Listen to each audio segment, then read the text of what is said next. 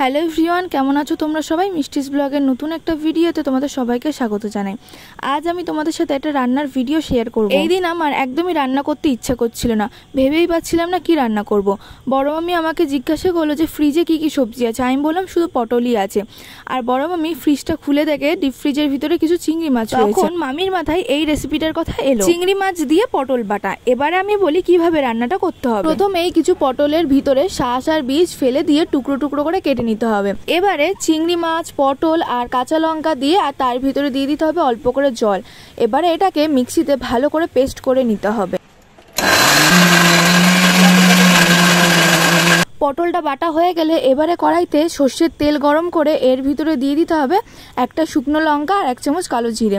ফোড়নটা লাল হলে এর ভিতরে দিয়ে দিতে হবে 2 চামচ মতো রসুন বাটা। রসুন বাটা দিয়ে খুব ভালো করে রসুনটা ভেজে নিতে হবে যাতে রসুনের কাঁচা গন্ধটা চলে যায়। এবার এর মধ্যে দিয়ে দেবো বেটে রাখা পটলটা। আচ্ছা, আজকের এই রেসিপিটা কিন্তু একদমই আমার না, এটা হচ্ছে বড় মামির রান্না। তো বড় মামি কিন্তু আজকে আমাদের বাড়িতে রান্নাটা করেছে। এবার এর মধ্যে দিয়ে দিতে হবে একে একে স্বাদ মতো লবণ, পরিমাণ মতো হলুদ গুঁড়ো। এবার একটু ভালো করে কিন্তু নেড়ে নিতে হবে।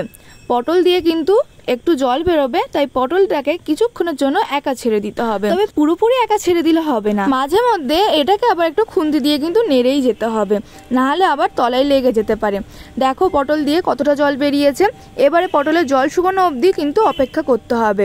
মাঝে মধ্যে খুন্তি দিয়ে একটু নেড়ে ছেড়ে দিয়ে ওকে জানাতে হবে যে আমরা পাশেই দাঁড়িয়ে রয়েছি, কোথাও চলে যায়নি। জলটা কিন্তু এবারে আস্তে আস্তে শুকিয়ে যাচ্ছে, আর এবারে কিন্তু সেই হাত ব্যথার কাজটা শুরু হচ্ছে।